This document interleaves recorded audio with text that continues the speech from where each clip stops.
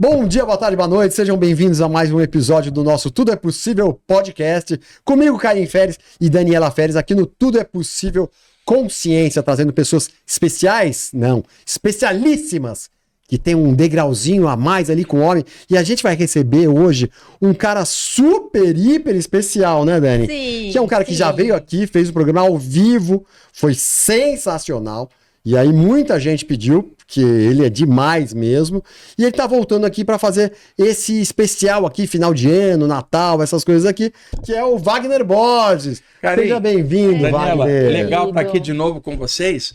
Vamos bater um papo aí sobre a atmosfera espiritual aí da época, o que se vê assim no lado espiritual em cima de Natal, Ano Novo também, fora do contexto assim de condicionamento de data, né? O que rola espiritualmente no entorno. Maravilhoso. Antes da gente maravilhoso. começar, eu quero agradecer a sua ancestralidade e a sua hierarquia espiritual por estar aqui conosco. Olha, Muita honra. Sem o lado espiritual estaria frito, viu, Daniela, Karim? Porque Exato.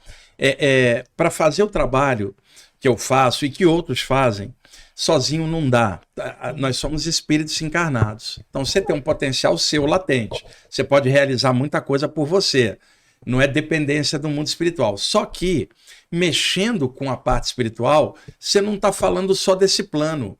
Não tem como você estar sozinho quando você mexe com outros níveis. Exato. Então, graças a Deus, eu tenho tido a sorte do pessoal espiritual legal me aturar, me suportar e me inspirar para tentar fazer algumas coisas, escrever um livro, fazer uma palestra, fazer um curso, melhorar a mim mesmo. Então, eu agradeço muito ao pessoal extrafísico, sem dependência, sem babação de saco de guia espiritual, não é nada disso. Agradeço a colaboração entre planos, que sem isso, sozinho, a gente não dá conta. E é um trabalho de equipe, né? Que você faz com eles e ele faz com você, né? Olha, a evolução de todos, o né? pessoal fala assim, a sua equipe espiritual, que equipe espiritual? Eu não tenho equipe, eles é que me ajudam. Eu não tenho, nem o corpo é meu, uma hora a morte vai me tomar e eu vou passar com a consciência Você que eu que tenho. ajuda eles. Na verdade, o pessoal, nós não temos minha equipe, não é minha equipe, eu sou um elemento Que faz... participante de um grupo que me orienta, é mais ou menos isso. Tá, mas é muito bacana isso, né? Saber dessa conexão, dessa força, né? Saber que a gente tem com quem contar, né, Wagner? E outra coisa, quando eu falo contar com pessoas extrafísicas, muita gente entende isso pelo lado sobrenatural. E isto é natural. Sobrenatural é quando você não tem informação. Então, o plano espiritual não é feito de bolinha de gás violeta nem de fantasmas do além. Sim. É feito de pessoas. Essa foi uma das grandes descobertas que eu fiz bem jovem nas saídas do corpo. O plano espiritual é feito de gente, pessoas em vários níveis de consciência. Algumas delas têm um formato espiritual ainda da vida que tiveram aqui. Outras são formas só de luz. Mas todos eles evoluíram a partir de experiências semelhantes às nossas. Ninguém surge pronto no universo. Tudo demanda progresso, esforço. E um dia eles ralaram como a gente está ralando aqui agora. Nenhum mestre espiritual surgiu como mestre. Ele sempre foi um neófito que virou um discípulo, depois virou um mestre. Então, como são irmãos mais velhos da gente na senda, ajudam de lá para cá a gente que ainda está aqui na ralação, vamos chamar assim. Traçando o caminho, a gente está no começo do caminho, eles já estão lá no final. É igual um irmão mais velho ajudando o irmão caçula. E isso é uma relação natural. E outra, eles ajudam a gente, assim como o irmão mais velho ajuda o mais novo, não por obrigação, é que o irmão mais velho é mais maduro, faz parte ajudar o mais novo. Então não é obrigação nenhuma, nenhum poder superior obriga esse pessoal a ajudar a gente.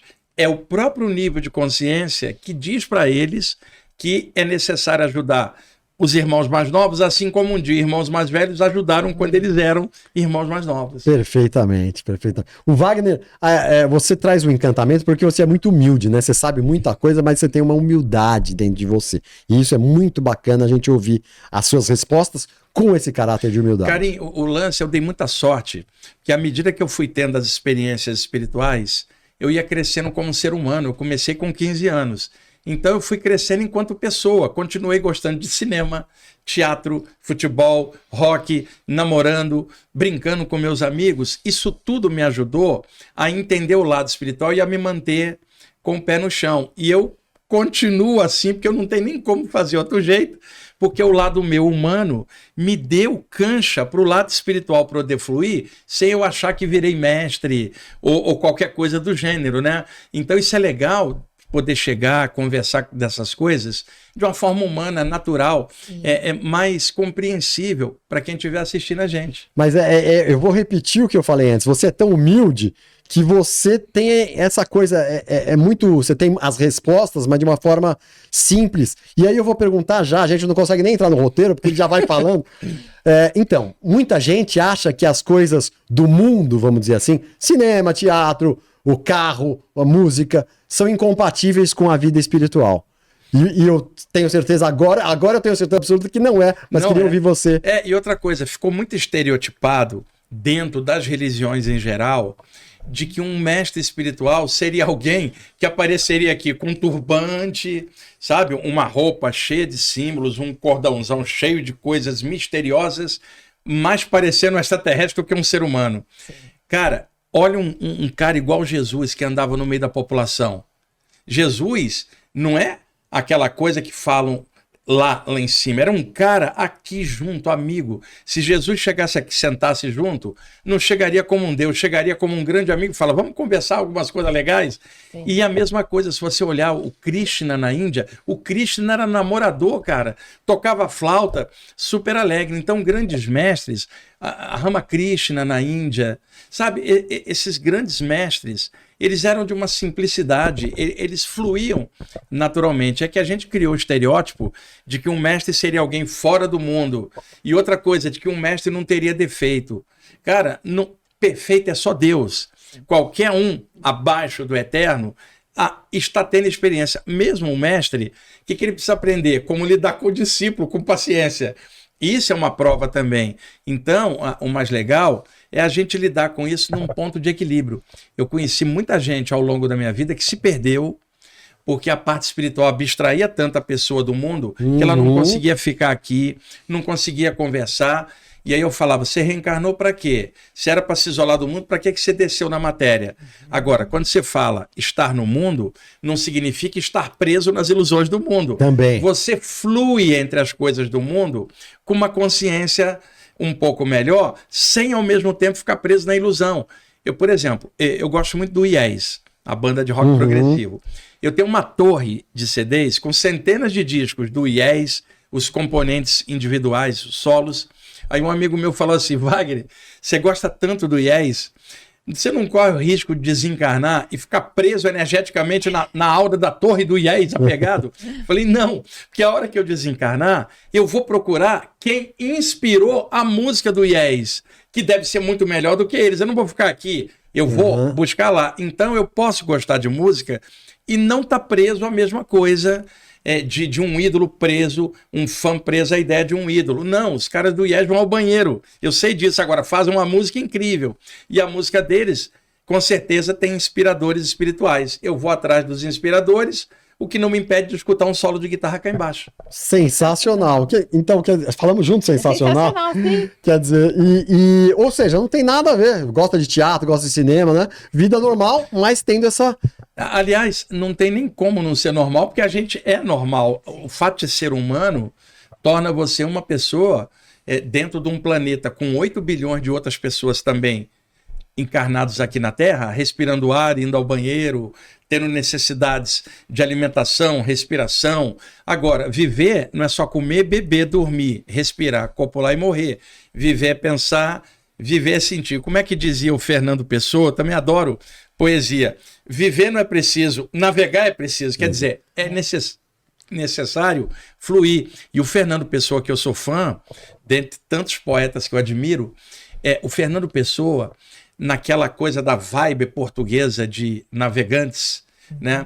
Ele, nos primeiros anos aí do século XX, ele fazia muitos poemas da Portugal, não da época dele, mas da Portugal dos grandes descobrimentos. Então, muitas metáforas que o Fernando Pessoa usava era sobre mar e navegantes. Quando ele fala navegar é preciso, havia o Cabo do Bojador, em que as naus portuguesas saíam, tinha que circundar ele para poder ir para o oceano. Pro mar aberto. Então, ali, o mar é muito agitado. Então, qual era a verve do poema dele? Aquele que atravessar o cabo do bojador tem direito de olhar as estrelas, porque o mar espelha as estrelas. Quer dizer, para achar as estrelas, vai ter que vencer o medo de atravessar o cabo do bojador. Por isso ele falava, navegar é preciso, viver não é preciso, porque navegar é o desafio de você vencer o medo. Eu tenho palestras que eu faço interpretando o lado espiritual do Fernando Pessoa. Ele traduziu A Voz do Silêncio da Blavatsky para o português. Nossa. E Fernando Pessoa participou da maçonaria e da Rosa Cruz. E eu toda vez que eu vou a Portugal, eu cato livros do Fernando Pessoa desse lado B. Ele fala até sobre saídas do corpo em alguns poemas, que quando eu dou aulas sobre isso, eu mostro. E isso não aparece em aula de literatura na faculdade, porque o professor de literatura olha só a parte técnica. E eu percebo nuances espirituais. Um cara que gostava da Voz do Silêncio da Blavatsky, sim, ele tinha um conteúdo espiritual além do conteúdo poético. E tem uns poetas que eu adoro, o Jalaluddin Rumi, que era um poeta sufi da área do Afeganistão do século XIII. E genial. Aqui no Brasil, o Olavo Bilac, que era o poeta estelar, falava das estrelas.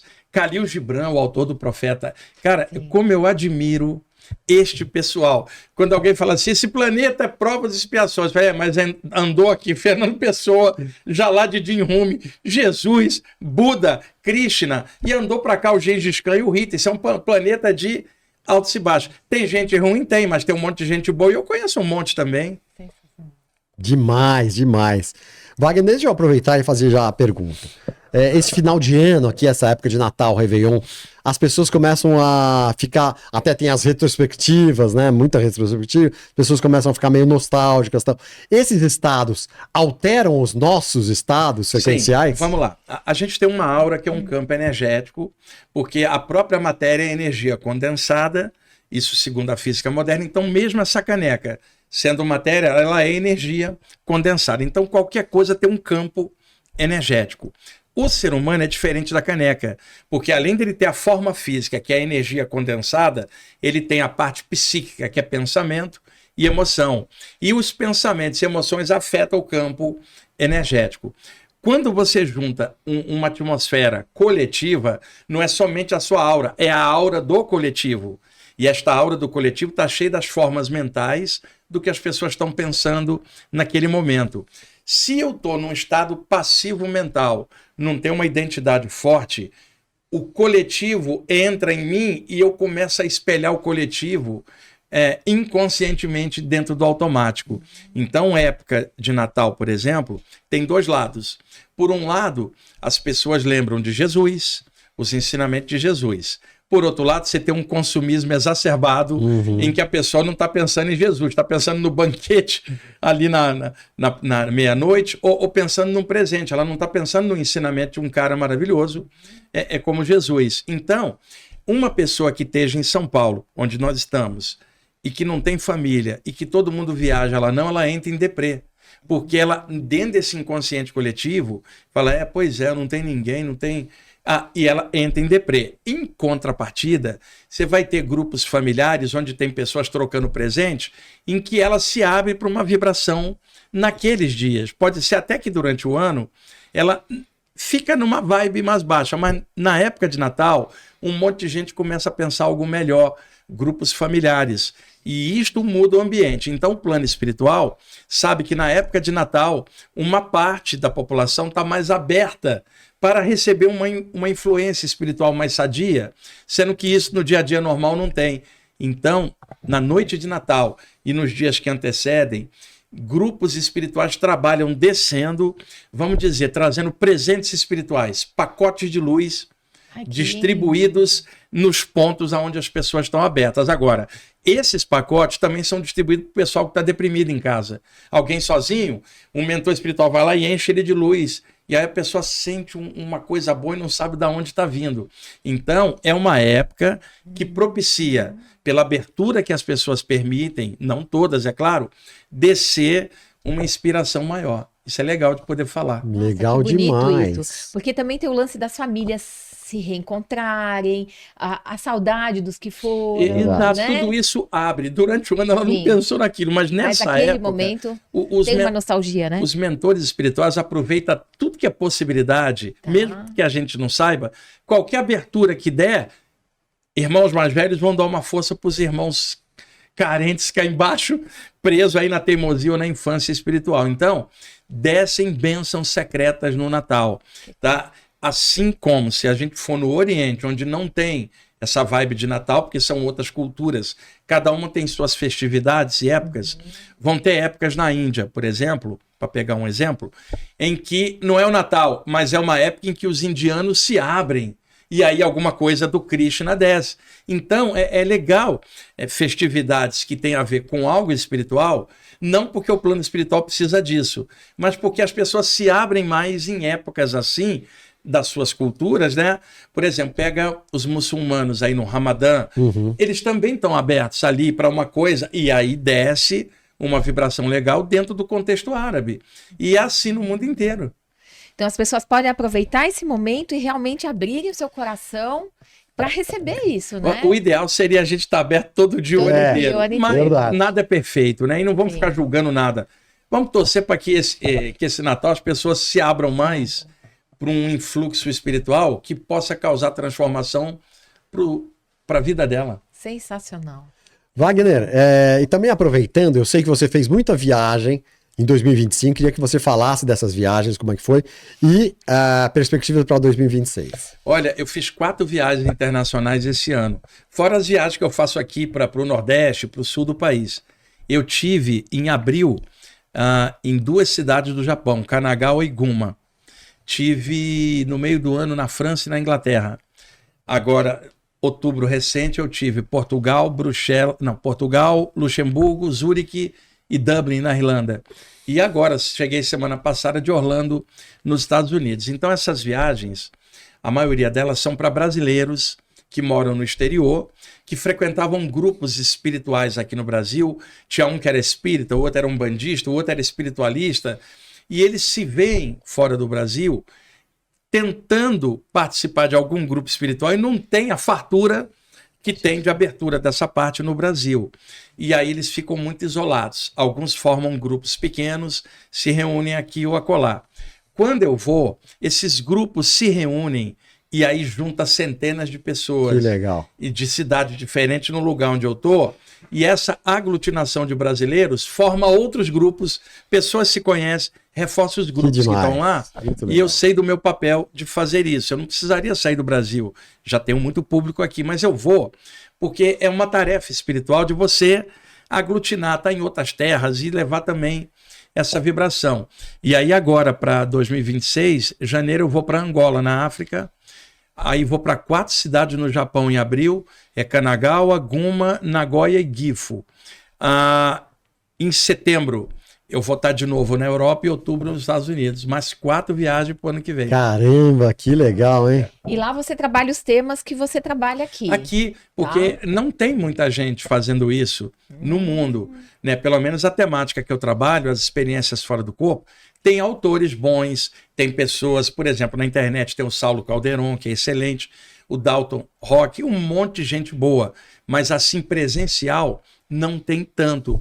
E é necessário fazer presencial porque a atmosfera do lugar, a assistência espiritual que os mentores fazem no lugar durante a palestra ou curso, é claro que você pode fazer um tema online, isso atende muita gente que está distante, mas nada supera o presencial. Por exemplo, um abraço físico não é igual a um abraço online. Verdade. Então, tem tarefas que precisam ser feitas presenciais, porque formam um vórtice energético espiritual enquanto você está ali. Eu sei do meu papel. Eu não sou o criador de vórtice, eu sou o palestrante. Mas eu sei que o plano espiritual utiliza o encontro para transmutações de energias e ajuda para o mundo. Então, cansa mais fazer presencial, Claro. mas é preciso ir. E nesse sentido, você percebe que a gente é privilegiado no Brasil, então. Nessa parte espiritual, parte espiritual. A abundância de possibilidades é muito grande. O Brasil pode ser desorganizado materialmente, politicamente, a gente sabe disso.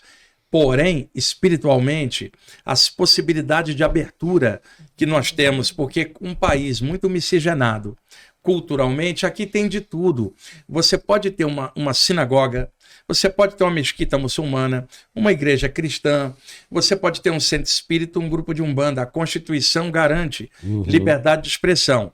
Agora, você vai para os Estados Unidos, por exemplo, miscigenação cultural também, indígena, negro e branco. Só que não há essa abertura nos Estados Unidos para essa parte. E na Europa, você vai na Inglaterra, lá tem muita coisa do ocultismo antigo, teosofia, artes divinatórias como astrologia, tarô, que são áreas legais, mas essa parte mais espiritualista não tem muita abundância. Então, e na América do Sul, o Brasil é o único país com essa abertura, porque em todos os países aqui em torno, Argentina, Paraguai, Bolívia, você tem influência católica muito forte, cultural, é normal.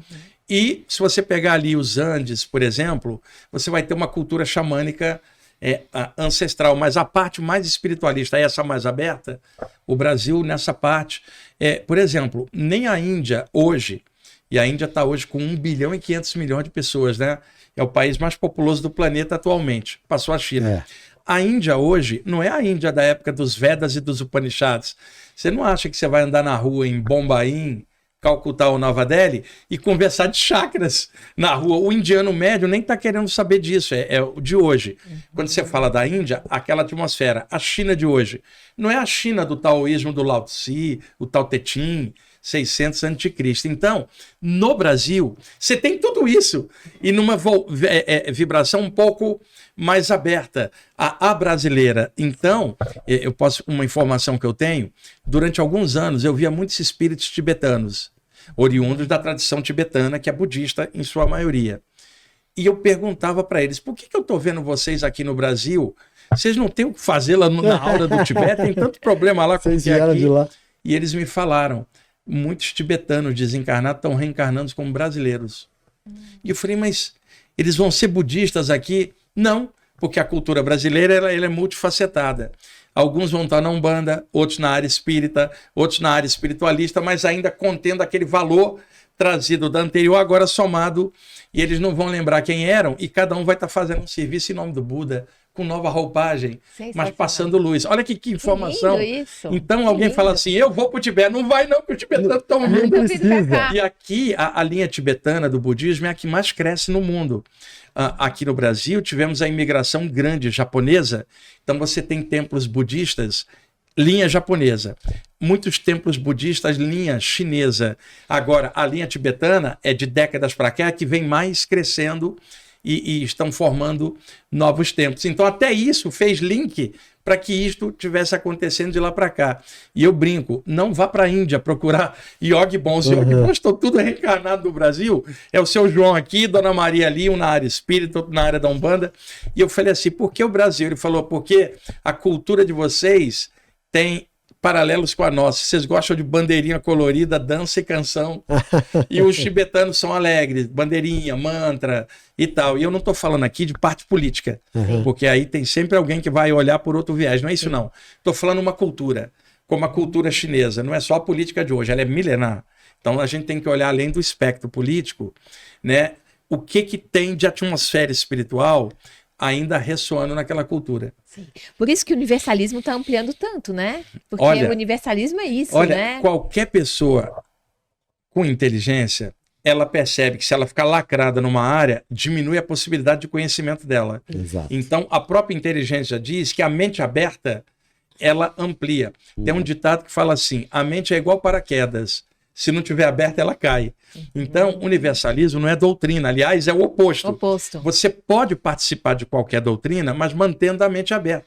Igual a programação de TV, você gosta muito de um canal, mas você sabe que tem programas bons em outros canais e na hora você vai lá e assiste. Você pode estar dentro de uma linha ou nenhuma linha e, ao mesmo tempo, estar aberto para que outras linhas estejam passando de bom. Não é salada mística. Você tem que ter filtro para perceber paralelos. Uma mesma luz pode ter 1000 nomes. Sim. O divino se reveste bilhões de formas, mas é sempre um. Se você não consegue ver um na multiplicidade, você não entendeu nada. Se você, por exemplo, uma vez chegou um cara e falou para mim, por que os hindus adoram milhares de deuses? Eu falei, não, eles adoram um só, que tem milhares de expressões. Por quê? Você achou que era só uma? Olha aqui na Terra, você tem um paquiderme, que é um elefante, que é diferente de um aracnídeo, que é uma aranha. Você tem um cetáceo, que é uma baleia, que é diferente de um batráquio, que é um sapo. Olha quantas formas de vida diferentes você tem no planeta, que é desse tamanho no universo. Calcula a multiplicidade das diferenças no universo. Toda evolução chama para diferenciação, não para radicalismo numa coisa só. Agora, o que eu encontro no meio dessa variedade? Uma mesma causa, que é uma luz que está em tudo. É isso que é universalismo. Sensacional. Deixa eu te perguntar, quando você estava falando um pouquinho antes, me veio a gente tem um jargão econômico aqui, o Brasil é o país do futuro. Será que isso hoje em dia a gente pode usar para esse lado espiritual, que o Brasil está cada vez crescendo mais e ficando mais forte nesse sentido? Não, na verdade, o Brasil do presente é esse, porque a quantidade de grupos que tem aqui no Brasil é que, por um olhar material, a gente só vai ver desorganização, criminalidade e todo o espectro político complicado, né? E aí a gente vai ter uma visão reducionista de que o Brasil é só aquilo. Cara, o Brasil é muito rico culturalmente. Você pega lá no sul do país uma cultura dos gaúchos muito forte, muito bonita. Vai lá para cima, no Nordeste, as culturas nordestinas riquíssimas. Vai para o Norte, a cultura do catimbó, no Pará, a cultura indígena na Amazônia. Você tem uma diversidade num país, e isso é riqueza. Para uma pessoa racista, isso seria pobreza, porque não admite a miscigenação. Para alguém que trabalha de forma universalista, isso é a riqueza, a mistura, porque é uma humanidade só. Independentemente das culturas, você tem um povo trabalhando e evoluindo aqui, cada um no seu nível. E aí, quando alguém fala povo escolhido, diante de uma visão divina, povo escolhido é qualquer ser vivo. Não é uma cultura, um povo. Povo escolhido, todos, porque a luz está em tudo. Então, essa visão quebra a ideia bairrista, quebra a ideia de fronteira, quebra a ideia de competição com alguém de outra cultura só porque é diferente. Se eu entender uma unidade em tudo, eu vou compreender que pode ter caminhos diferentes para encontrar o mesmo um, que é o eterno em tudo. Legal demais. Nessa época do ano também, tem a coisa dos presentes, o espiritual, e tem a coisa do perdão também, né? Muita gente aproveita esse momento para perdoar a si mesmo, aos outros primeiro, as pessoas perdoam primeiro os outros e muitas vezes a si mesmo. Como é o ato do perdão? Isso também é legal. E é claro que é uma parte da população que sente isso, que outra parte está no consumismo só, ou está triste, que está sozinha, mas uma parte se abre. Um detalhe curioso, eu pesquiso muito essa parte histórica principalmente. Quando Jesus falava em perdão, ele não está dizendo que você tem que beneficiar quem te agrediu. Ao falar de perdão, é liberar você da situação ruim que o outro causou. Não é que você tem que amar o outro incondicionalmente. Enquanto ser humano, não dá para fazer isso, que é uma hipocrisia. Mas dá para abrir o coração para entender de outro jeito. E aí, esse ensinamento tão legal, as religiões cristãs, em suas várias linhas, enfeixou com uma espécie de enfaixamento religioso. Então, se você pega um jovem e fala em perdão, ele não associa mais com Jesus. Associa com um pastor radical, um padre radical ou um cristão radical, tem que perdoar, como se fosse uma coisa impositiva. Então, a gente precisa desenfaixar a expressão de perdão da religião e botar perdão como algo do coração de qualquer um, de qualquer cultura, e como uma atitude muito inteligente. Porque se eu não perdoo, eu carrego um ódio dentro de mim que me faz mal, além do mal que já foi feito para mim. Aí tem um ditado que diz assim: o mal que me faz mal não é o mal que me fazem, é o mal que eu faço.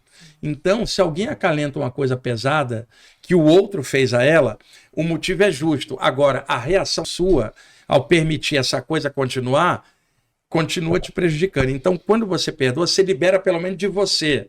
Isso, tá? E libera. E na natureza, a causa gera efeito. O perdão não libera o efeito de quem causou aquilo, mas libera você de ficar na vibração daquilo. E é isso que passou como algo religioso e não é religioso. É uma atitude de extrema inteligência você perdoar, porque você finalmente se liberou daquilo que te prendia numa vibração ruim. Precisaria ressignificar isso diante Olha, né? Bate aqui, Daniel. Você bateu o termo ressignificação. A gente precisa disso em vários contextos. Nós ficamos tão condicionados com tantas coisas. A gente ficou congelado nisso, né? Exato, que é ressignificar. A palavra está perfeita. Sensacional. Então, esse momento é um momento de ressignificar também o Natal, então, o final do ano, por isso que os mentores espirituais aproveitam, em que as pessoas se abrem um pouco mais para essa ressignificação e eles injetam energia para que ela realize aquilo. Porque às vezes a pessoa está titubeando. Sim. E de repente esse influxo que entrou abre mais o coração dela para ela melhorar o processo dela. Esse pessoal espiritual é muito legal, eles trabalham com a gente sem que a gente saiba que eles existam. Eles não estão cobrando nada da gente, ajuda a gente incondicionalmente, nem que a gente não saiba daquilo, não estão exigindo troca, não está exigindo adoração, só está te pedindo, faz o teu melhor. Nenhum guia espiritual vai pedir para nós o que a gente não pode dar. Nenhum pai vai pedir ao filho pequeno para ser adulto se ele é pequeno. Vai pedir a ele, continua crescendo, meu filho, para que ele chegue no ponto que ele está destinado a chegar. Mentores são professores da consciência. E o que eles querem? Que o aluno cresça. E eles não querem que o aluno fique preso no professor. Eu quero que você se liberta para que você seja professor de outro aluno um dia e todo mundo vai crescendo e Deus é o professor de todo mundo. Como é que a gente consegue se aproximar dos nossos mentores? Através da oração também, né? Mas assim, o jeito mais simples. O jeito mais simples, Daniela, é claro que a meditação, a oração, tudo são ferramentas para a pessoa se abrir. Agora, o que mais atrai a gente aos mentores é o caráter. É o que você pensa, o que você sente, o que você faz, que a tua energia reflete isso. Como semelhante atrai semelhante espiritualmente, uma aura razoável, porque perfeito ninguém é, ela atrai seres espirituais que veem que você está tentando melhorar. E aí, ao observar isso, fala, vamos dar apoio, esse irmão, essa irmã está finalmente crescendo. Agora, amplia, vamos lá, que você vai conseguir expandir a consciência. Então, é claro que o que a gente pensa e sente reflete na energia. Porque o que tem de gente, Daniela, fazendo oração em que o caráter não está compatível, e o que tem de gente tentando meditar e o caráter não é compatível no dia a dia, isso não vai adiantar. Agora, a melhoria do caráter, como a meditação, oração para te ligar a algo melhor, vai te melhorar no processo. Agora, o principal de tudo é o que você pensa, o que você faz, é o seu caráter. Como você age no dia a dia. É aí que está a chave. E outra, muita gente em estudos espirituais faz uma imagem externa de algo que o caráter dela não bate com a imagem que ela passa na internet, ou numa palestra, ou num curso. Então, isso não é espiritualidade. Espiritualidade é transparência. Se vocês me encontrarem em casa, na rua, dando uma palestra, um curso, eu sou o mesmo, cara. Eu não vou fabricar um palestrante ali parecendo perfeito, sendo que eu não sou. Eu vou estar ali passando algo muito maior do que eu, que é a parte espiritual. Então, caráter é o que o plano espiritual vê. E você pega uma pessoa materialista, cética de algo espiritual, mas que tem um caráter excelente. Ela tem uma assistência espiritual mesmo que ela não acredita. E aí um ditado que eu falo há anos, mais vale um materialista que faz o bem do que o estudante espiritual que não faz nada. Verdade. O importante é a ação, não é crença, você acreditar nisso ou aquilo, é o que você é. E tem gente boa e gente estranha em todas as áreas dentro da espiritualidade também. Então, é porque é frequência, né? É frequencial. Frequencial. Você vibra para o universo o que você pensa, sente e faz. Sabe aquela história de você falar assim, semelhante atrai semelhante, deixa eu co-criar minha realidade para acontecer algo. A internet está cheia de gente vendendo essa ideia. Não bate com a realidade. Quando você fala semelhante atrai semelhante, num nível consciencial e espiritual. Por exemplo, o Buda desce aqui na Praça da República, perto aqui do estúdio. Ele desce à noite. Ele vai ser assaltado. Mesmo sendo o Buda. Você fala, mas a frequência dele era alta. Mas ele está andando num meio que a frequência é baixa. E os caras vão assaltar. Tá. Se o Buda entrar num beco cheio de caco de vidro, ele vai cortar o pé. Ele está sujeito ao meio. Agora, qual a diferença? O Buda não vai sair xingando ali do corte no pé e vai até abençoar o assaltante. No nosso caso, não. Então, esse negócio de frequência tem que ser entendida num âmbito espiritual. O Buda pode ser assaltado, mas o Buda não vai ser obsidiado por um espírito pesado. A frequência dele é alta para isso. Isso foi transportado para o meio físico. Se eu vibrar para ter um carro, eu vou ter. Não, vai trabalhar para você ganhar o dinheiro e comprar o carro. Mas as pessoas aprenderam isso. Se eu vibrar para uma pessoa chegar na minha vida, ela vai chegar. Imagina, a pessoa não sai de casa, Karim. Sim. Como é que ela quer conhecer alguém se ela não tem contato humano com os outros? E aí fica só vibrando para tentar atrair do universo algo que ela, na atitude física, não bate com o que ela faz. Eu vou melhorar. Como melhorar se você está todo dia cheio de coisa ruim na cabeça? Então, desmistificar esse troço de semelhante atraindo semelhante é no nível espiritual. Uau. Não é no sentido, eu vou vibrar para essa caneca chegar na minha vida. Não vai chegar caneca nenhuma. Vá você na loja e compra a caneca. Trabalha para isso. Então tem que ser colocado isso, porque tem muita enganação. Muita gente vendendo isso e tirando da pessoa a característica que é: vai lá, melhora o que você pensa, sente, dá trabalho, vence a si mesmo. Essa é a grande sintonia. Sim. Eu acho que o nosso maior desafio é a gente vencer a gente mesmo. Esse é o grande desafio. É o grande desafio dessa experiência. A gente estava conversando em off, e aí o Karim perguntou: se Jesus descesse aqui e estivesse do seu lado, o que você perguntaria para ele? Eu falei assim: como que eu deixo de ser babaca, Jesus? Eu perguntaria para ele: cara, você me conhece mais do que eu mesmo. Me diz aí, me aponta aí, qual é a principal coisa que você acha que eu devo trabalhar em cima para eu melhorar? Eu não iria pedir ele para me melhorar. Eu pediria: me aponta onde eu posso trabalhar e, por favor, não deixa de vir me avisar se eu estiver falhando naquilo. Me dá força para que eu possa caminhar e me vencer. E outra: Jesus, você é um cara legal, não quero que você vença a mim por mim, eu quero que você me ajude a vencer a mim mesmo. Mas não é isso que as pessoas fariam. Seja com o Buda, com Maomé, com Jesus, com Moisés, e iriam lá para pedir alguma coisa. O que eu pediria: me ilumina minha consciência para eu vencer a mim mesmo. Que seria a grande coisa. É que as pessoas querem tudo pronto, mastigado, né? Exatamente. Querem uma pílula que resolva a sua vida, né? E a gente tá aqui justamente para aprender. Pra aprender, né? Você já pensou Jesus andando no meio da multidão? Ou Buda, porque o Buda viveu 80 anos e peregrinou por toda a Índia. O Buda não é aquele cara dentro da caverna meditando, não. O Buda peregrinava pelas cidades, uma multidão em volta. Estou pegando esses dois mestres, porque tem vários outros. Você acha que alguém da população chegar perto de Jesus ou do Buda e falava assim: eu estou contente só de você estar aqui, só com a tua presença já me inspirou um monte de coisa. Eu não quero nada, eu só quero ficar pertinho que você me inspire. Nada, era um chegando: seu Buda, estou com dor de dente, o senhor me cura com o seu poder búdico. Seu Jesus, a pessoa que eu amo foi embora, faz ela voltar. É isso que as pessoas ficavam pedindo, né? Ninguém chegava e pedia consciência, paciência, iluminação ou força para vencer a si mesmo. Então, o mais legal dessas consciências avançadas e outras que a gente sequer percebe, porque o universo é infinito, é o que você se transforma ao pensar neles ou entender o ensinamento deles. Qual é a tua transformação? Se não tiver isso, não adiantou nada estar perto de um deles. E outra coisa, outro dia, estava falando com uma turma de alunos. Teve gente que viveu junto de Jesus e não melhorou. Teve gente que viveu junto do Buda e não melhorou. Como é que eu vou exigir de que quem vive comigo melhore se eu não sou Buda ou Jesus e nem eles melhoraram? Algumas pessoas, como é que eu acho que alguém está na minha presença vai melhorar tanto? Então, você não cobra ninguém, porque quem vivia junto do Buda e Jesus, alguns não aproveitaram. Imagina quem está perto de mim e eu não sou 10% do que eles eram. Verdade, verdade. Wagner, dá para dizer que tem alegria e tristeza espiritual diferente da física? Se sim, como diferenciar? Muita gente confunde nostalgia com tristeza. Existe nostalgia saudável, que não é a tristeza que deprime e joga para baixo.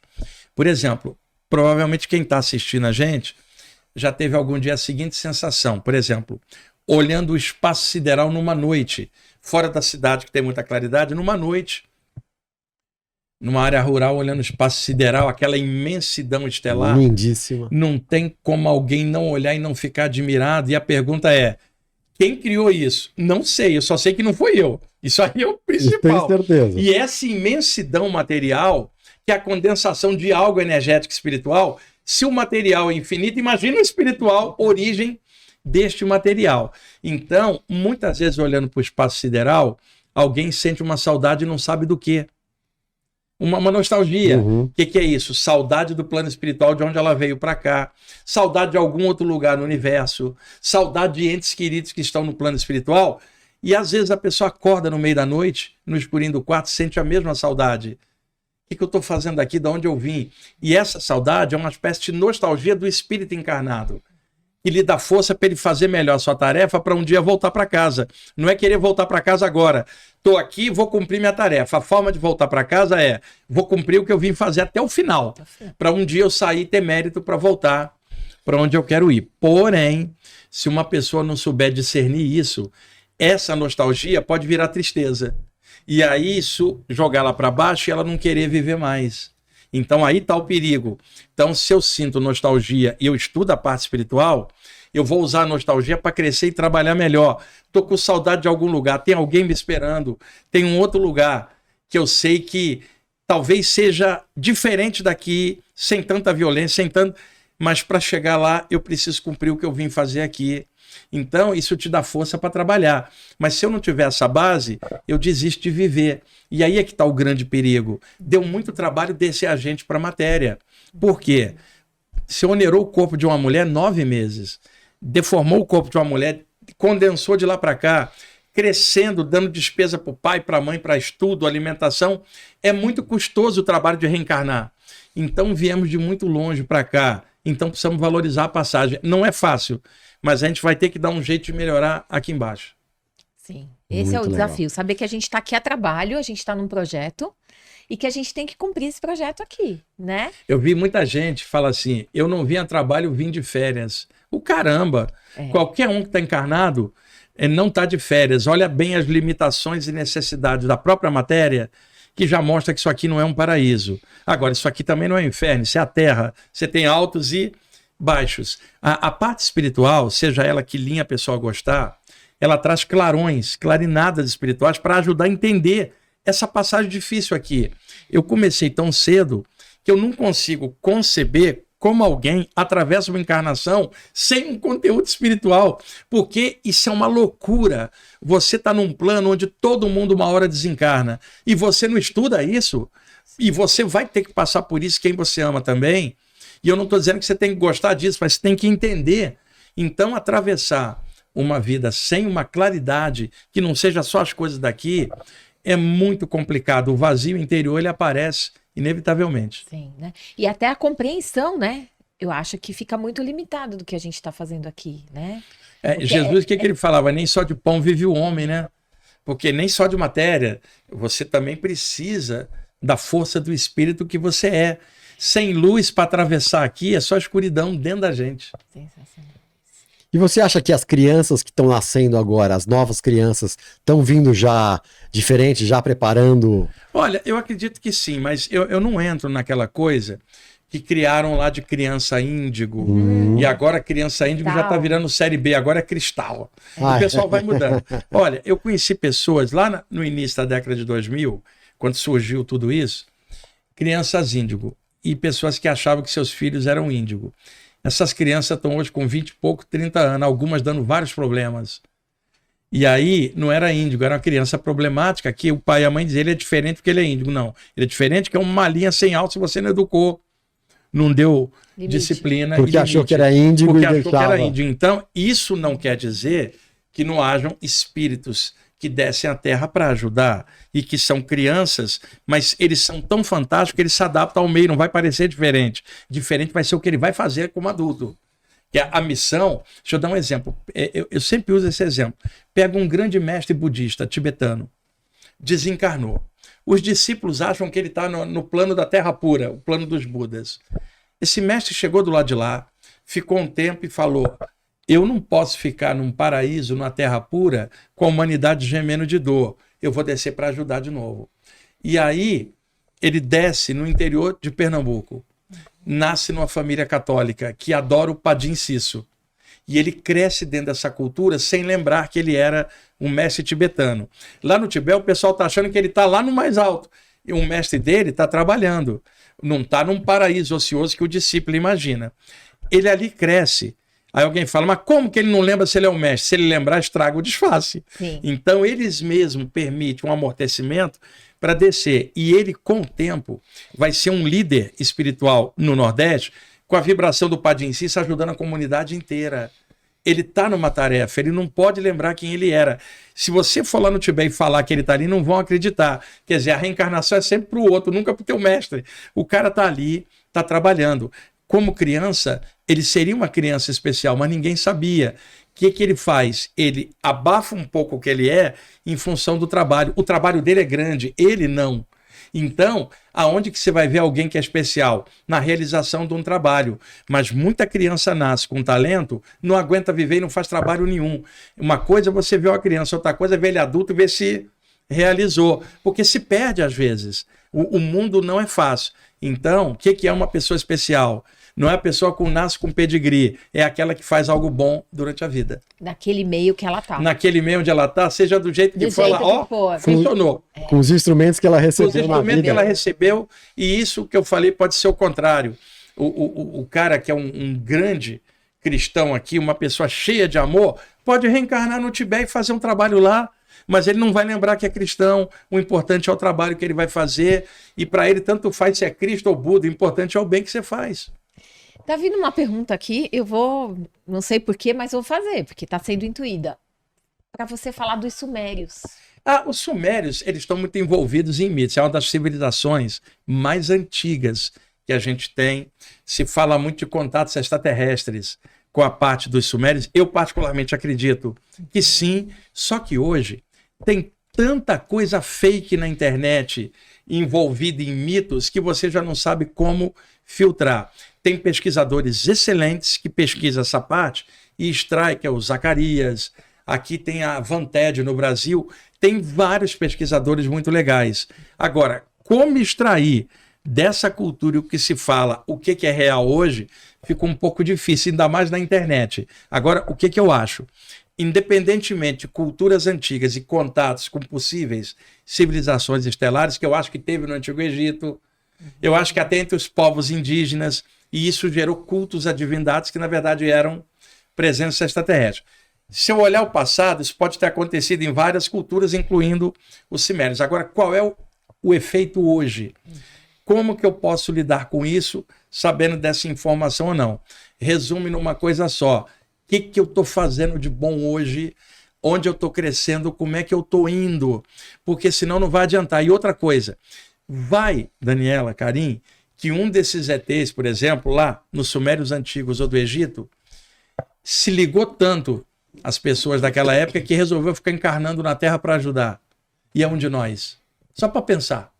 E aí você está aqui como João e Maria e funcionando. E você, às vezes, é de fora ajudando a humanidade da Terra. E você lá atrás teve contato com povos antigos. E aí você está encarnado e fala, uma parte minha me puxa para estudar isso, porque você, às vezes, foi... Aí eu sempre brinco, sabe, Karim? Eu pegar uma coisa de homem. Sabe aquele ET que se apaixonou pela nativa?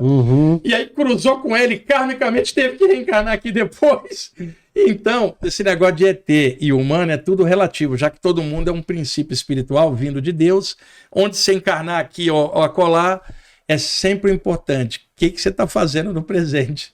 Aproveitando essa sua última frase, até que ponto, se as pessoas se abrirem mais a sua mente e o seu coração, até que ponto elas conseguem mudar a sua realidade? Muda a realidade, não muda a realidade, muda ela em relação à maneira como ela ressignifica a visão dela. O mundo é o mundo, pedra é pedra, vai continuar sendo pedra. Mas o olhar dela muda. Mas o olhar dela muda em relação, fala, isso não é só pedra, porque isso é energia condensada. Entretanto, se eu botar a mão é uma pedra, se eu topar nela eu me machuco, mas ela é energia. O problema é, isso aqui é só pedra. Então, isso limita a percepção num nível. E se eu olho uma pedra, percebo que é pedra, mas eu sei que também é energia, eu começo a olhar todas as coisas, não só pelo viés material, mas entendendo que tem algo mais. Não foi que a pedra mudou, meu olhar sobre ela que mudou, e isso é a melhoria da gente. Isso já é um processo de transformação, já. Aí me perguntaram uma vez num congresso de ufologia, que eu era um dos palestrantes, você acha que numa nova terra, uma nova humanidade, você acha que as pessoas que não têm nível vão ser expelidas para outro lugar? Ou que a gente que é melhor vai para um outro lugar? Eu falei, quem te disse que a gente é melhor do que alguém? E outra coisa, você acha que se mudar qualquer coisa, batata frita vai deixar de ser batata frita e vai deixar de te engordar? Não, o que muda não é o meio, é você, a maneira como você olha para o meio. Pedra vai continuar sendo pedra, com nova terra ou velha terra. Agora, a maneira como você olha isso é que dá essa diferença. Sim, sim. Isso muda tudo, né, Wagner? Porque a nossa perspectiva diante da vida muda. Por exemplo, com isso, né? Se você pegar um xamã, um mestre verdadeiro de alguma tradição indígena, de qualquer lugar do mundo, Quando ele olhar para uma planta, ele não está vendo só a planta.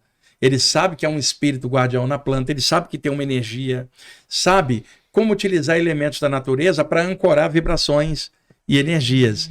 Já uma pessoa assim, esse nível, ela olha e fala, essa é só uma planta, é só uma árvore, eu derrubo e não tem nada. Então, uma visão diferenciada, ela muda como você lida com a própria natureza e o meio em volta de você. Sim, sensacional. Por falar em xamã, eu sei que você escreveu um novo livro. Que você trouxe pra vocês, gente. já autografei, ó.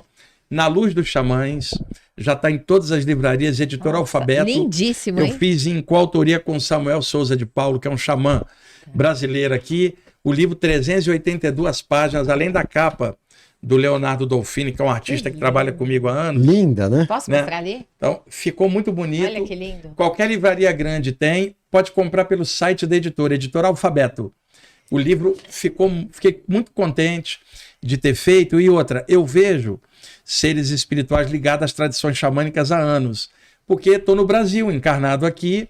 O astral do Brasil tem muitos indígenas desencarnados, muitos negros. Não tem como você escapar dessa influência. Karim, olha bem, alguém chega e fala, eu queria ver um mestre do Himalaia. Aí aparece o caboclo pena branca e fala, oi, meu irmão. Mas você é do Himalaia? Não, já fui na outra vida.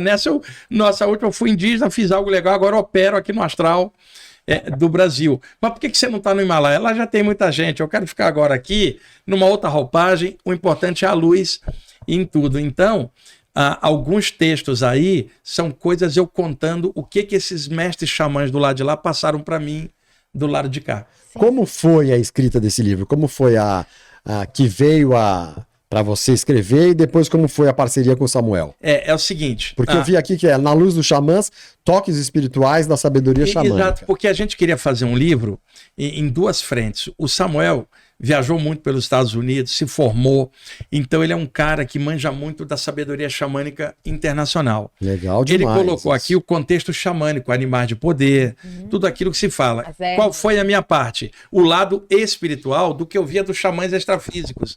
Então eu fui captando em saídas do corpo, e aqui mesmo escrevendo. Botei uma parte sobre o meu cachorro, Urama, quando surgiu um xamã extrafísico que falou do meu cachorro, falou assim, o grande espírito te deu de presente um pedacinho da natureza para te ensinar algo. E aí eu fui botando essas coisas no livro. Samuel botou a parte técnica, que ele manja muito, e eu botei a parte extrafísica. E aí essa mescla ficou bem equilibrada. O livro é muito bonito. Tem alguma coisa que você possa trazer pra gente? De alguma experiência que você teve com esses xamãs extrafísicos? Tem, eu narrei algumas. E tem uma parte também, que é uma transcrição de uma live que eu fiz com o Samuel, que ele é do canal Consciência Próspera, que é sobre os devas. Os hindus antigos falavam de seres que trabalhavam na natureza, que eram seres elevadíssimos, e chamaram de devas, que é uma expressão em sânscrito para divindades. É uma expressão genérica. Tanto é usada para deuses quanto para seres elevados. E esses seres me deram a chance de eu ver o trabalho deles.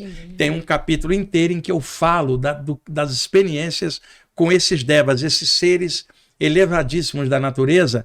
É um capítulo inteiro sobre isso, porque transcende a parte xamânica, falando de guardiões secretos do plano invisível da natureza, que é o que os xamãs sempre falaram. Só que eu não peguei isso por via xamânica, peguei pelos devas. O Samuel trouxe a parte xamânica, a gente juntou e fez esse meio termo. Os devas são os espíritos das plantas? Não, é um pouco mais, né? O espírito da natureza, ou elementais, todas as tradições falam. E olha, eu não estou falando de duende com casaquinho, botinha que dá sorte no amor. Aí é estereótipo popular. Eu estou falando de seres energéticos que habitam os elementos e que todas as culturas falam. Você vai na Irlanda, tem um duende ali. Você vai na Amazônia, o saci pererê, boitatá, a mula sem cabeça. E é claro que no bojo disso, você tem percepções que as pessoas revestiram desse jeito. Então, espíritos da natureza existem. Devas são seres guardiões desses espíritos da natureza e da evolução dentro da área vegetal, animal, mineral.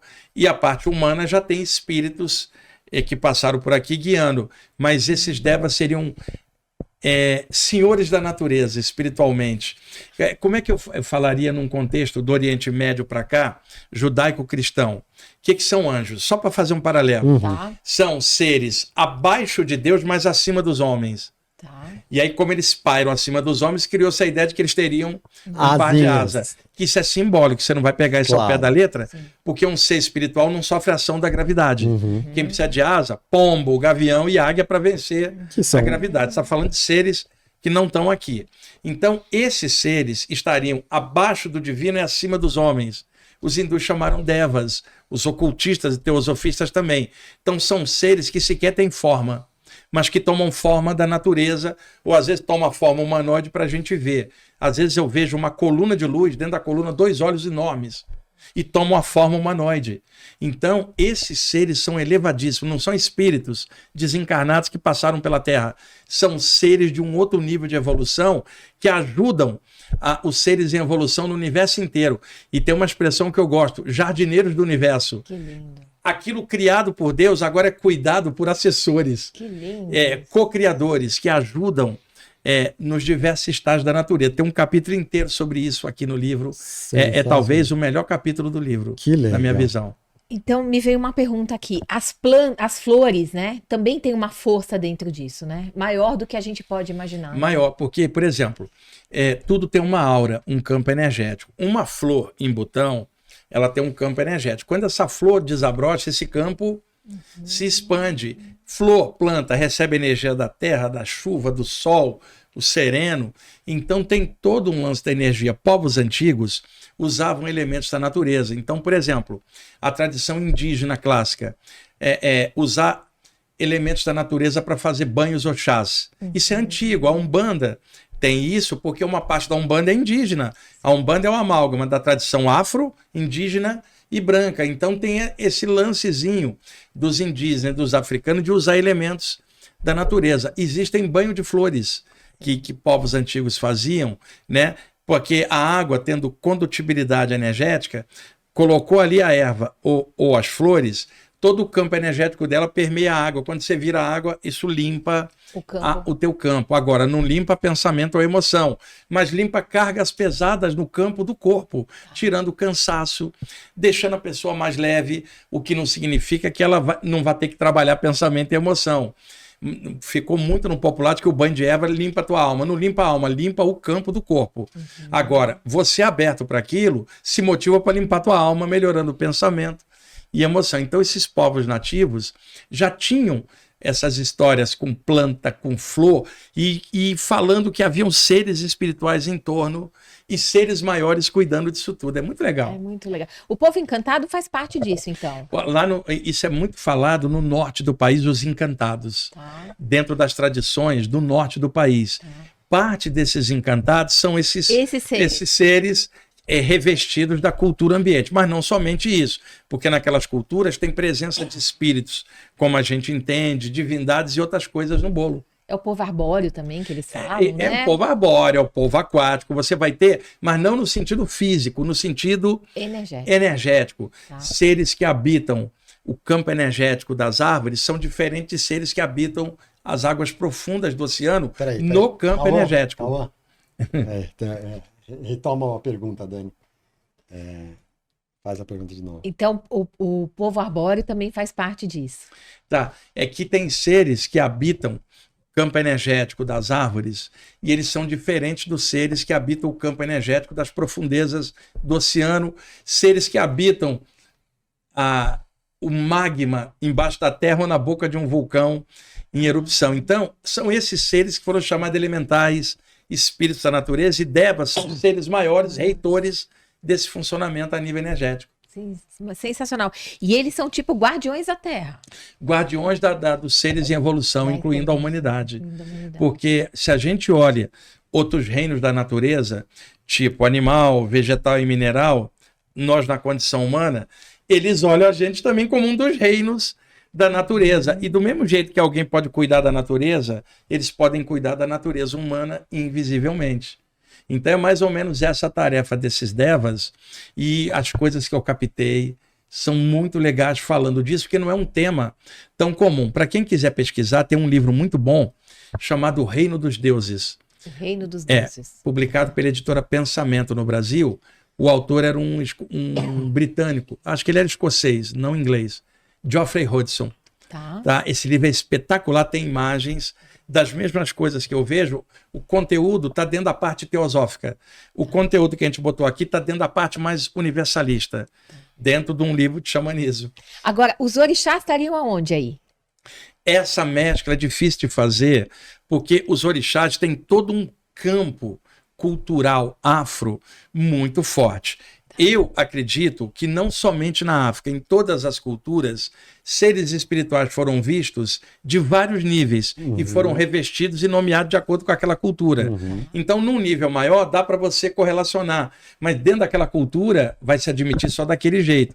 Então, o que eu acredito é que tem muita coisa espiritual em níveis diferentes. Seres que podem ser considerados orixás, seres que são devas, seres que foram confundidos um lado com o outro numa cultura. O que eu sei é que a Terra é desse tamanho. No meio do universo a gente não sabe quase nada e que espiritualmente se abre um leque de possibilidades. É só não ficar preso numa coisa só.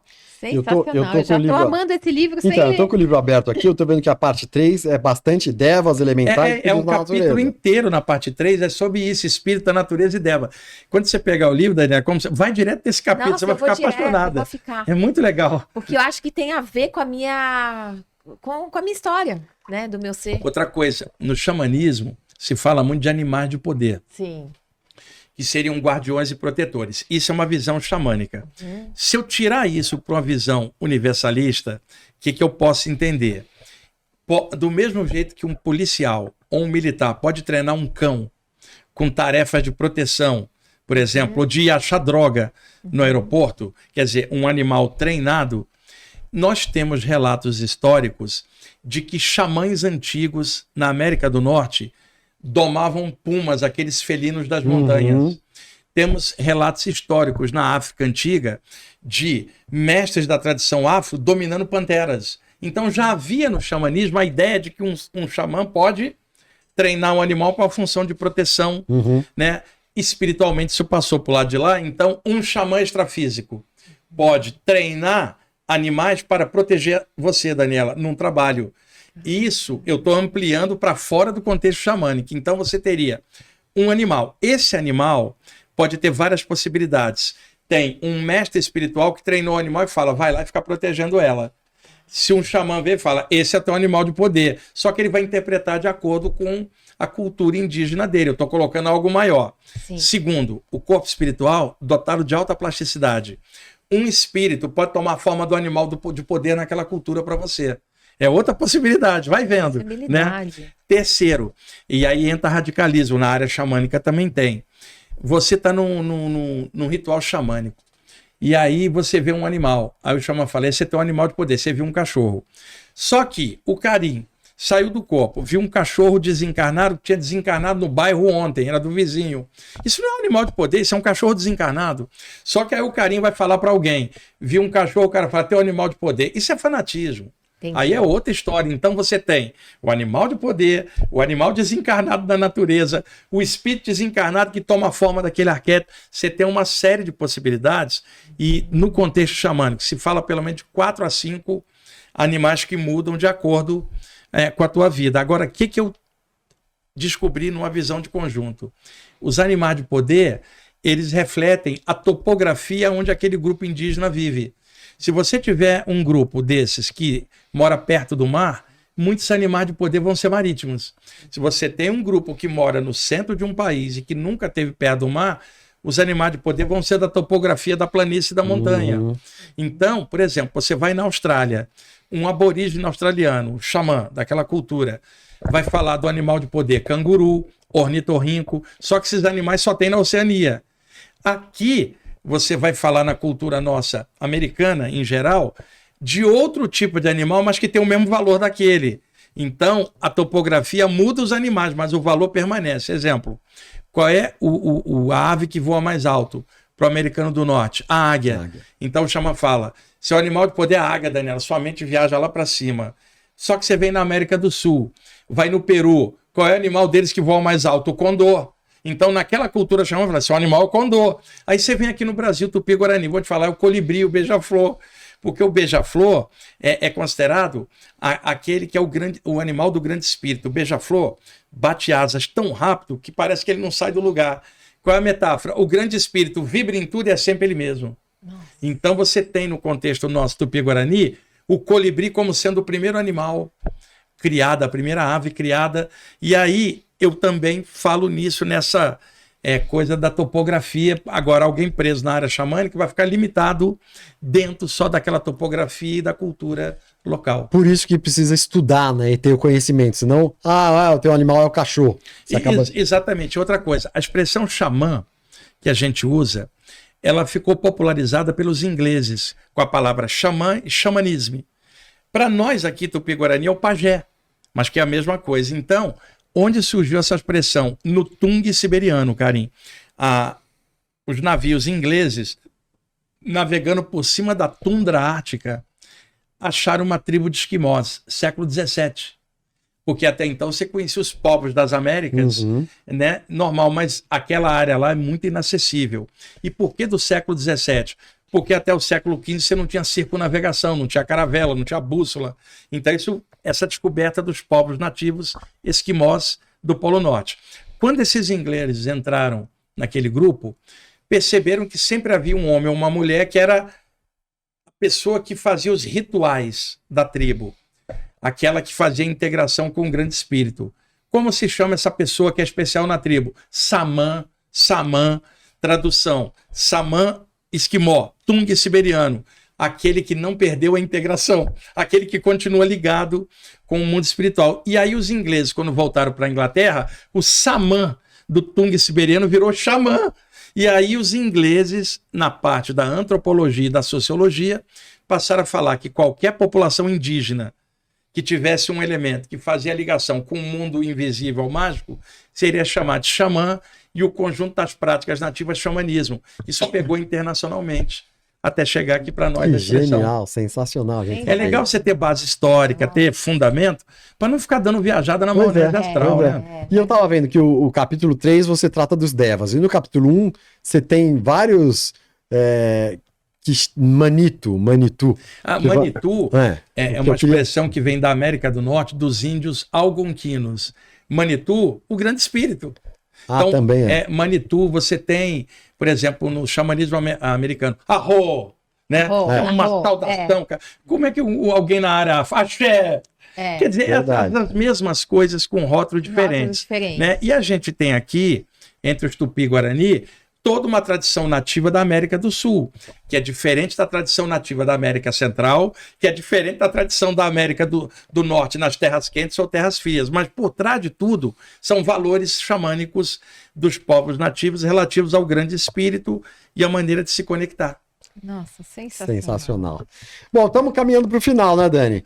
Olha, o papo, você vê, a gente vai conversando. Pois é. Por isso que eu falei, não precisamos fazer pauta nenhuma, a gente vai conversando e vai indo, né? Saindo, verdade. Bom, a gente quer dar uns presentes para você, não impede que a gente, né, que você faça outra pergunta. Não, eu quero fazer mais perguntas. Você vai levar aqui do nosso café, nosso apoiador 365 Coffee. Eu adoro café. Sem café não dá para ficar encarnado, Daniel. E uma revelação.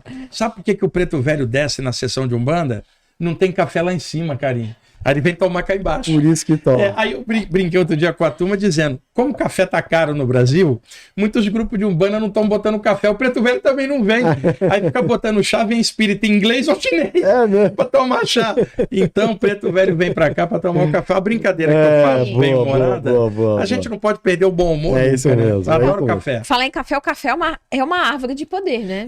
Olha, há muitos rituais indígenas com cacau, café, até erva mate entre os Tupi-Guarani, e utilizando os princípios ativos desses elementos a nível espiritual.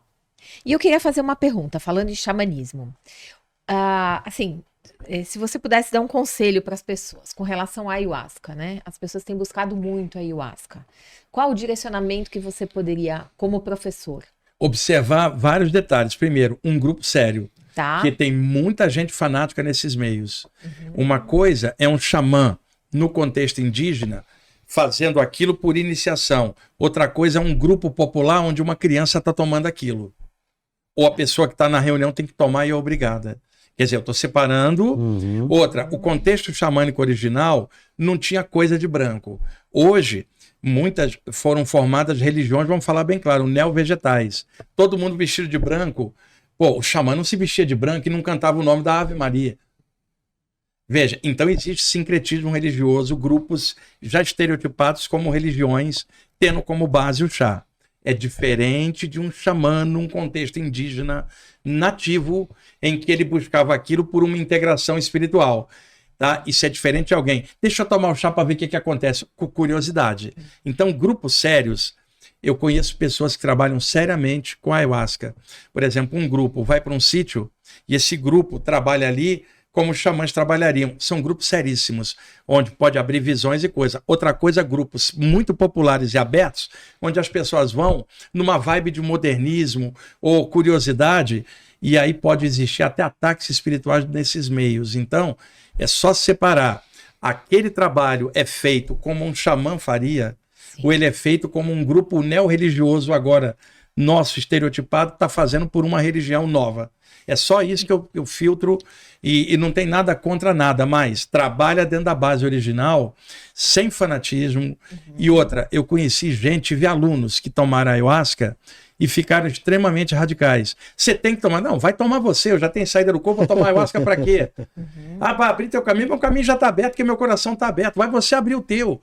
Então, nada contra. É um caminho, como tem outros caminhos. Como tem inúmeros outros caminhos. Exato, agora não vai ficar preso a isso, Exato. Como não vai ficar preso a coisa nenhuma. O problema todo, eu vi muito radicalismo em pessoas assim, e eu estou separando dos xamãs, os grupos sérios, sadios, onde aquilo faz parte da prática indígena. Agora, isso também muda. Teve gente tão radical que falou assim, a humanidade inteira tinha que tomar ayahuasca. A ayahuasca, ela é amazônica. Você não tem ayahuasca na Austrália, nem na América do Norte. Agora, cada população indígena vai buscar algo equivalente na sua topografia. Claro. Na América Central, vão usar cogumelos, por exemplo. Lá na Oceania, na Austrália, os aborígenes vão usar algum elemento do deserto. Vai na Nova Zelândia, os maoris. Vai no Hawaii, os kahunas. Vão utilizar elementos diferentes. Eu acho que é amazônica, não é para o planeta inteiro. Mas o fanático não tem visão de conjunto. Exatamente. Ele quer pegar e converter todo mundo aquilo. E aí já não é mais o que um xamã faria. Já é um fanático de uma neo-religião vegetal. É só estou separando, porque é um tema muito complexo, e não estou criticando nada, eu estou dando uma visão aberta. O que adianta você tomar um chá se você virou um fanático e agora fica querendo converter o mundo inteiro? Exatamente. Quer provar que o que você faz é bom, seja feliz e não enche o saco do outro. Exatamente. Que aí vai provar que o que você faz é bom. Exatamente. E outra coisa, também tem a questão da sacralidade, né? Porque é uma planta sagrada, né? Exato. E outra, o xamã, quando fazia os chás, ele reconhece que tem um espírito guardião na planta, ele vai fazer um respeito a isso. É diferente de uma criança tomando chá de ayahuasca num ritual de uma religião agora. Não tem nada a ver. Então, é importante. Existem casos de intoxicação hepática violentos com ayahuasca. Agora, o outro lado, existe gente que era usuário de droga e se curou com ayahuasca. É o que eu estou falando, mente aberta. Sim. Olha de vários ângulos. Agora, olha como o xamã olharia. E com respeito. E com respeito. Com respeito. Não vai ser um modelo. Ai, Carinho, vamos tomar um chazinho para você ver como é? Não. Ai, Daniela, quer transformar sua consciência? Tome. Não, você quer transformar sua consciência? Vence a si mesmo. Sim. Pela via que você achar melhor para você. Sim. Mas vence. Eu acho que, assim, as pessoas buscarem a autorresponsabilização. Isso. Né? E a partir da autorresponsabilização, elas buscarem a consciência, a ação de consciência. E né? isso outra. Caramba, se eu tomar o chá, será que abre a consciência para eu perceber onde que eu tenho que trabalhar meu defeito? Não é isso que você está vendo o pessoal indo tomar. O pessoal quer um barato. Eu queria abrir a parte espiritual. Para quê, mano? Para fazer o que com isso? Vai crescer, vai transmutar ou vai virar um chato radical? Então é somente esse questionamento. Agora, a visão de um xamã sobre a ayahuasca é séria, é sagrada, diferente da visão popular que hoje em dia está sendo estereotipada. E pega só num pedacinho, né? Quer dizer, a pessoa não tem a profundidade de tudo, exato. pega um pedacinho ali e... Né? E isso acontece em várias áreas. Você pega um umbandista, um estudante espiritual que está dentro da Umbanda, ele sabe que a Umbanda tem um conjuntão de possibilidades. Mas a pessoa que vai na Umbanda só como curioso ou popular, ele só está vendo um pedacinho daquilo. Sim. Ele só quer que o preto velho dê um passe nele. Né? Ou dê a solução da vida dele. O estudante de Umbanda fala assim, não, eu quero que o preto velho me dê força para eu vencer a mim mesmo. Sim. A mesma coisa em outras áreas, né? Eu estou buscando, sei lá, um mestre espiritual, um bodhisattva, um guru, sei lá. O que eu quero com isso? Eu quero crescer ou eu quero que aquela pessoa me diga o que eu devo fazer? Não. É autorresponsabilidade. Eu posso ter alguém legal que eu admiro, mas esse alguém vai ao banheiro. E eu também. Agora, vou aproveitar o que ela tem de bom. Agora, como eu levo minha vida, não é ele que vai definir, sou eu. Agora, o que ele me ensina pode me abrir para eu fazer o melhor. Mas ele vai ao banheiro. Então, nada de sacralidade com pessoas. Sim. Tá? Sacralidade é o respeito que você tem pela vida. Que é isso que é o sagrado que quase ninguém vê e acha que o sagrado só está dentro daquela religião. O sagrado está em cada partícula da vida, porque o todo está em tudo. Um grão de areia é sagrado. Se não vê isso, não adianta nada estudar a parte espiritual. Sim. E tudo isso eu comecei a te dar os presentes e não acabei. Então, além do 365 Coffee, que é um café especialíssimo, maravilhoso, você vai levar também chá. Você gosta de chá? Opa, adoro. Nosso novo apoiador, que é o Iaí. Ainda mais que é zero. Zero. Aí eu posso comer os docinhos E esse docinho que também. vocês me deram. Esse E depois docinho. eu tomo zero para não abusar. Exatamente. Muito bom, muito bom. Agora eu vou tirar aqui um oráculozinho. Isso, e depois do oráculo tem a mensagem final, hein, É Dani? a Não vamos mensagem esquecer. final. Então, vou Então, tirar uma mensagem aí para quem está em casa. Eu leio? você lê. Então deixa eu colocar o óculos. Deixa eu ir lendo, vamos Então ver lê aqui. você. Enquanto isso, vê. Justiça. Aceitar e receber o que é seu de direito. Aceitar e respeitar o que é de outro por direito. Agir com o coração e a verdade dentro dos princípios e da ordem universal. Consciente de que todos os nossos atos interferem e fazem parte do funcionamento O que a do gente universo. estava falando falando aqui, aqui. tá aqui. tudo certinho. Exatamente. Exatamente o que a gente E o tava mais falando legal, aqui. sabedoria xamânica, a parte espiritual, o Buda, Jesus, tarô. O importante é o que você tira disso tudo para você melhorar. Exatamente. Exatamente. E trazer autorresponsabilidade, Isso. né? A gente que conduz a vida da gente a partir da nossa consciência. E o Isso. que eu vou fazer de melhor com isso, né? Então agora, se você puder, Wagner, por favor. Para aquela câmera. Aquela Lembra aquela câmera, câmera da é, verdade? da verdade. Exatamente. E passar uma mensagem para as pessoas que ainda têm dúvida que tudo é possível, dúvida das infinitas possibilidades da vida, dúvida de que com consciência a gente vai para um lugar diferente. Olha, para quem está assistindo aqui, vale a pena viver, apesar de todos os problemas, mas só vale a pena viver com o conteúdo que você tiver para mudar teu olhar em relação à vida. E o principal, não adianta nada estudar qualquer tema espiritual se não for para ser feliz. E agora uma mensagem especialíssima. O que você diria, agora que vamos ter a transição, né, de ano, vai acabar 2025 para 2026, algum ritual prático, espiritual, né, Dani? Para aumentar a lucidez das pessoas? Olha, o ritual que eu aconselho todo mundo a fazer aproveita que é uma época de transição só de calendário gregoriano, né? E simplesmente se motiva, mesmo usando a limitação de um calendário, tipo assim, que eu possa fazer tudo para melhorar ao longo do próximo ano. Se falhei nesse, eu vou tentar melhorar. Quer dizer, tentar criar motivação para melhorar. Aí alguém vai falar, tempo não existe. Sim, mas para as pessoas existe. Então, utilizando a média das pessoas, aproveita a mudança de calendário e vê se decola, né? Dá o start para algo melhor. Sim, porque muitas pessoas também passando muitas questões, né, caótica, fora, nananã, e às vezes isso que ela tá passando fora pode ser um caminho para ela melhorar, né? Se ela tiver a olhar, qualquer coisa aqui torna-se lição, inclusive experiência amarga, como experiência doce também. O lance não fica preso no amargo nem no doce. Vê o que tudo isso ensinou para você e vai em frente. Segue o barco. Sensacional, nossa, Wagner. Conversar com o Wagner, a gente sai pleno e resplandecente de conhecimento, de luz.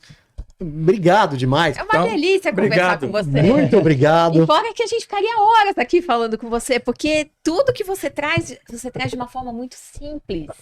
E é fácil pra gente absorver isso. Então, né? legal que aí nos próximos meses, aí já de 2026, aí eu posso vir uma outra Eba! vez, a gente vai de vez em quando batendo um papo aqui, tentando passar algo legal. Maravilhoso. Posso fazer um desafio pra gente já pensar Vamos para o lá. ano que vem?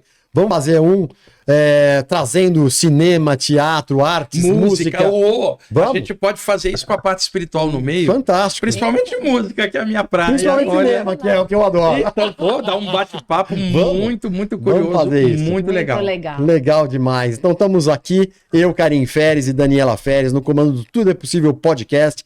Hoje Tudo é Possível Consciência especial, especialíssimo nessa época natalina e transição, né? Acabando um ano aqui, começando outro. Recebemos Wagner Borges aqui com ensinamentos maravilhosos, né, Dani? Sim, sim. Então aproveita o que ele falou, que essa época os mentores estão aí trazendo presentes de luz e abre o coração, dá um abraço em quem você gostaria de dar e às vezes a gente não se permite isso.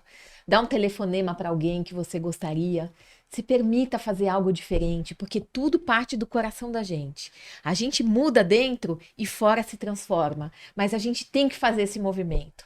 E às vezes é tão mais simples, né? A gente resiste, e quando a gente faz, a gente fala, por que eu não fiz isso antes? Exatamente. Né? E compartilhe esse vídeo com o maior número de pessoas possível. Aliás, se você achou um trecho, pega lá, né, edita um trechinho e manda para uma pessoa especial, que eu tenho certeza que vai tocar o coração dessas pessoas. E vai mandando, compartilhe com o maior número de pessoas possível, que vai chegar, tenho certeza que vai chegar numa pessoa que você nem conhece, que precisa ouvir essas palavras, né, Dani? Exatamente, e somos todos semeadores da luz, a gente está aqui a trabalho, então vamos arregaçar as mangas, né, Wagner? Isso aí. E bora trabalhar, né? Vamos trabalhar. Como diria o Preto Velho, trabalhar, né, Mesifio? Trabalhar, né, Mesifio? E aí, com isso, a gente termina aqui Então, mais uma vez agradecendo a sua presença. Ter me chamado. E é isso aí. Obrigado, pessoal. Até a próxima. Tudo de bom. Pessoal, tudo de bom. Valeu.